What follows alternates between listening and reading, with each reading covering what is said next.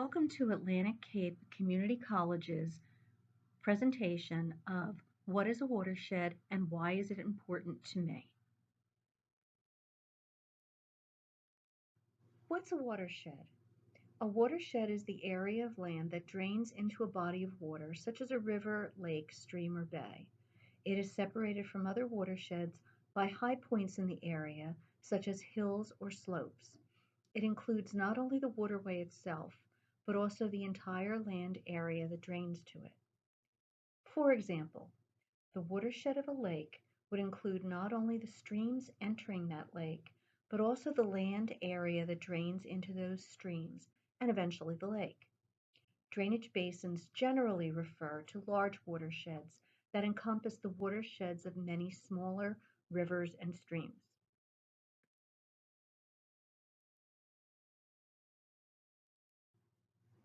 This is a map of the Great Egg Harbor watershed, or Watershed Management Area 15. The Mays Landing and Atlantic City campuses are located in this watershed.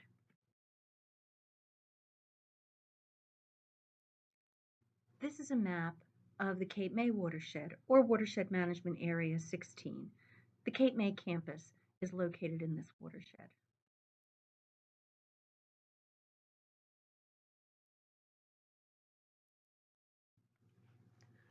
Where does the water that rains on your home go? After it leaves your lawn, street, or sidewalk, where is it headed? Does it flow downhill straight to a nearby stream or lake? Does it wander into wetlands? Does it puddle in your backyard? Does it zip down a storm drain to a local creek? That destination, whether it's a puddle, a pond, a bay, or a lake, is your watershed address. Just like there are towns within counties within states, there are sub-watersheds within watersheds within drainage basins. For example, the rain that falls on your driveway might flow into Lake Lenape, which flows into the Great Egg Harbor River, which flows into the Atlantic Ocean. So your watershed address would be Lake Lenape, Great Egg Harbor River, Atlantic Ocean, even though your mail finds you through Hamilton Township, Atlantic County, New Jersey.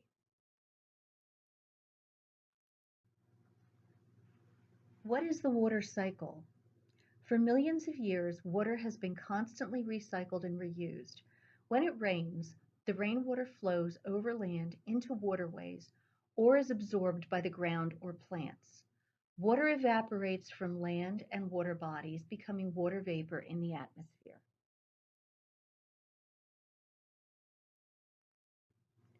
Water is also released from trees and other plants through transpiration. The water vapor from evaporation and transpiration forms clouds in the atmosphere, which in turn provide precipitation, rain, hail, snow, or sleet, to start the cycle over again.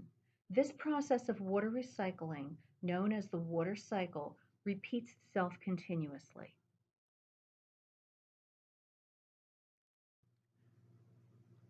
What is groundwater? A sizable amount of rainwater runoff seeps into the ground to become groundwater.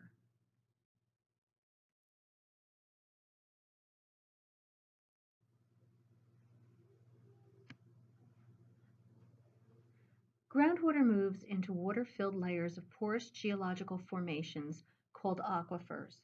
If the aquifer is close to the surface, its groundwater can flow into nearby waterways or wetlands, providing a base flow. Depending on your location, aquifers containing groundwater can range from a few feet below the surface to several hundred feet underground. Contrary to popular belief, aquifers are not flowing underground streams or lakes. Groundwater is the primary drinking water source for half of the New Jersey population. Most of this water is obtained from individual domestic wells or public water supplies which tap into aquifers. The other sources of drinking water are surface water reservoirs and rivers.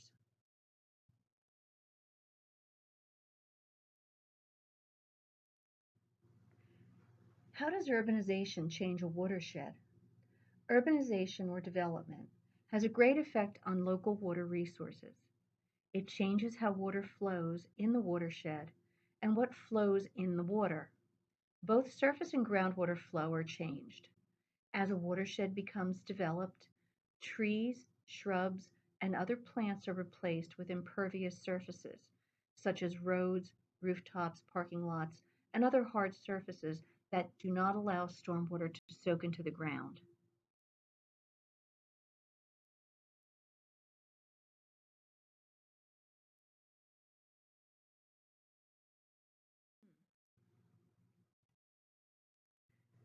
Without plants to store and slow the flow of stormwater, the rate of stormwater runoff is increased. Less stormwater soaks into the ground because sidewalks, roads, parking lots, and rooftops block this infiltration. This means a greater volume of water reaches the waterway faster and less water infiltrates into the ground. This in turn leads to more flooding after storms and reduced flow in streams and rivers during dry periods.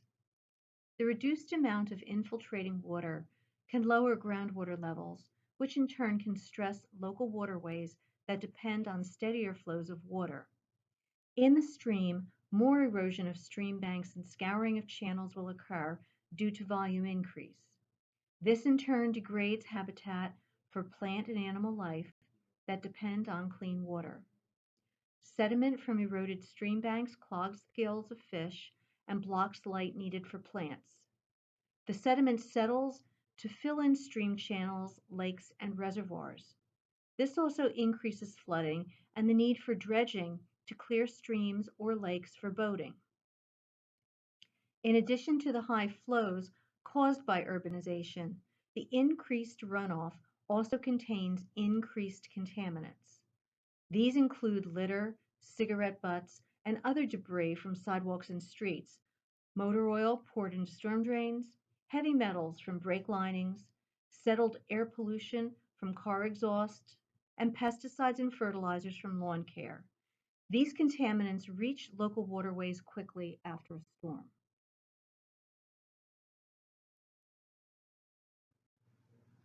So, what is stormwater? Stormwater is rain or melting snow.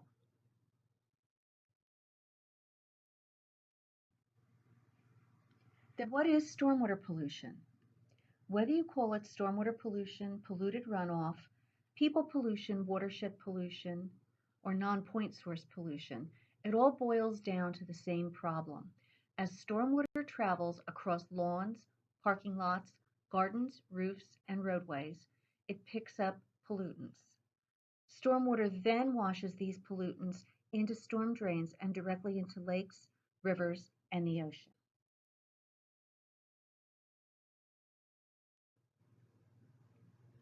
Once polluted runoff reaches the waterways, it can contaminate drinking water supplies, kill fish and other wildlife, and force the closing of bathing beaches because of health threats to swimmers.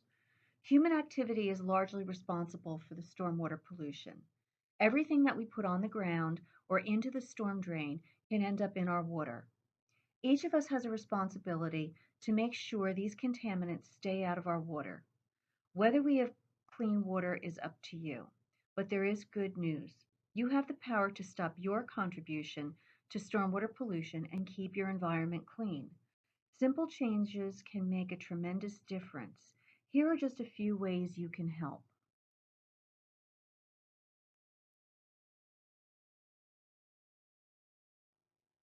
Place litter, including cigarette butts and fast food containers, in trash receptacles. Never throw litter in streets or down storm drains. Recycle as much as possible. Use less fertilizer. Do a soil test to see if fertilizers are necessary. Fertilizers contain nutrients that, in abundance, cause blooms of algae that can lead to fish kills. Avoid the overuse of fertilizers and do not apply them before a heavy rainfall. Use alternatives to pesticides whenever possible. If you use a pesticide, follow the label directions carefully. Many household products made to exterminate pests are also toxic to humans, animals, aquatic organisms, and plants. Pick up after your pet and dispose of waste in the garbage or toilet, not the storm drain. Animal wastes contain bacteria and viruses that can contaminate shellfish and cause the closing of bathing beaches. Animal waste also contains nutrients that can cause unsightly algae blooms that can lead to fish kills. Do not feed ducks and geese. Feeding ducks, geese, and other waterfowl causes them to concentrate in small areas, resulting in concentrated animal waste, causing the same problems as pet waste.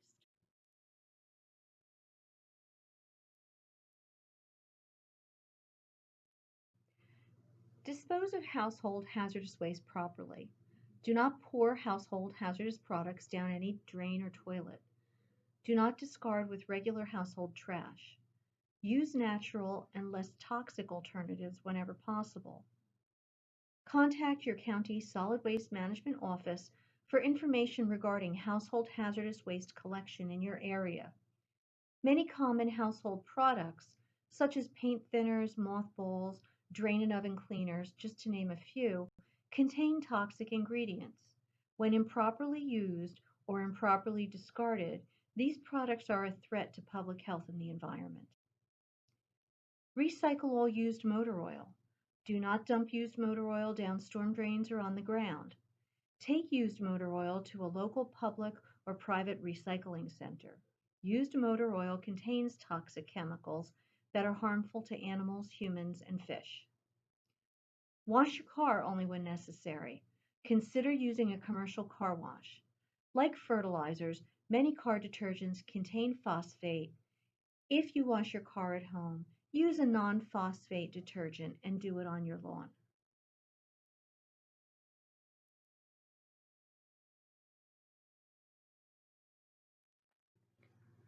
Treat your septic system with respect.